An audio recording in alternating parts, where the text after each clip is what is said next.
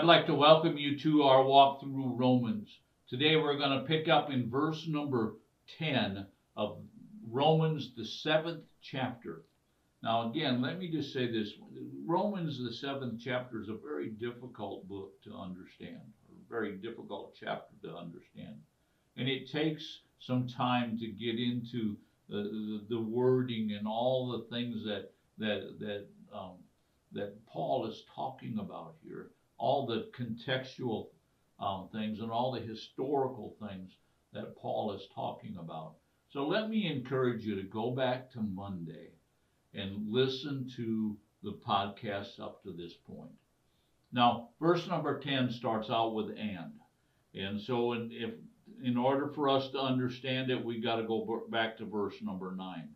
And he says in verse number 9, I was once alive apart from the law. And we talked about that, how that's talking about the time of accountability. But then he goes on and he says, but when the commandment came, sin came alive and I died. And this commandment, which was to result in life, proved to result in death for me. Now, what's the Apostle Paul doing here? The Apostle Paul is talking about his reasoning as a Hebrew, as a Jewish person.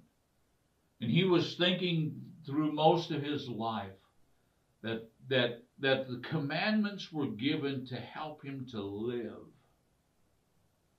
He says that which was to result in life. He said, this is what I was thinking. This is what I was thinking, that living by the commandments, it was to result in life. And then he comes to the conclusion, and I believe this conclusion happened at his salvation. And it proved to result in death for me.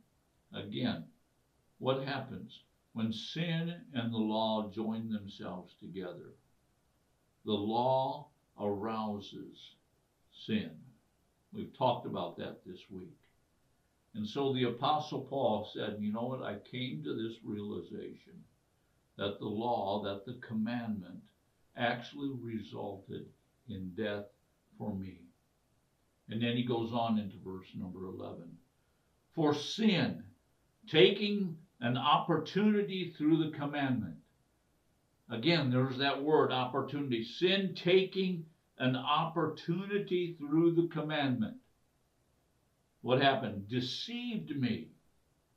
It got me to thinking something that wasn't right. It deceived me, and through it, it killed me. It brought death to me. Now, he's not talking about physical death. He's talking about spiritual death.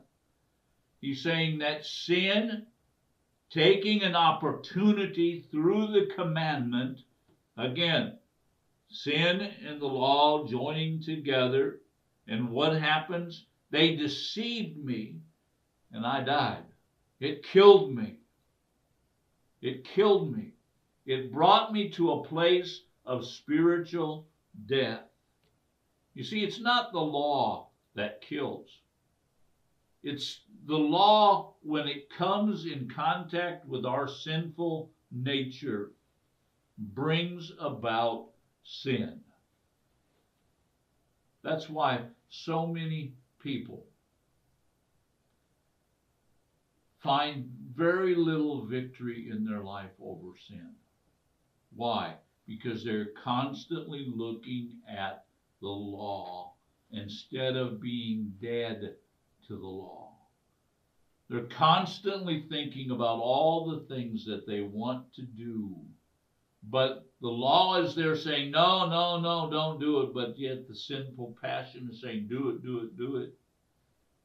I talked about my wife's wonderful chocolate chip cookies. I believe it was yesterday. If I'm on a diet and I don't, and I'm constantly thinking about chocolate chip cookies, I'm going to fail my diet. I'm sorry.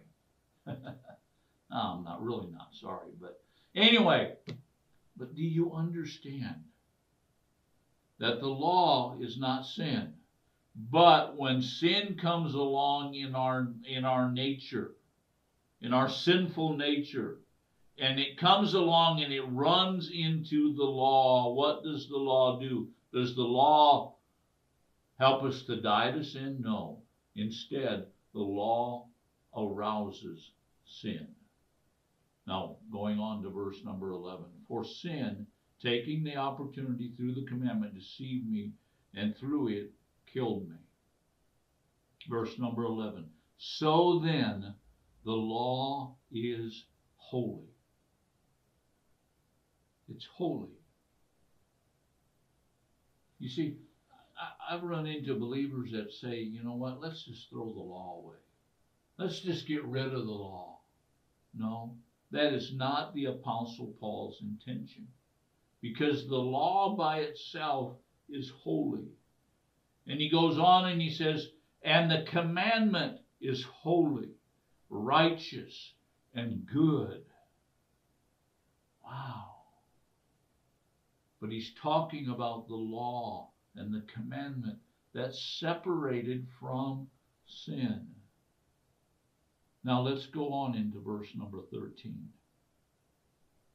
Therefore, did that which is good become the cause of death for me? May it never be. In other words, no way. Another emphatic statement. Rather, it was sin, in order that I might be shown to be sin by affecting my death through that which is good, so that through the commandment sin would become utterly sinful.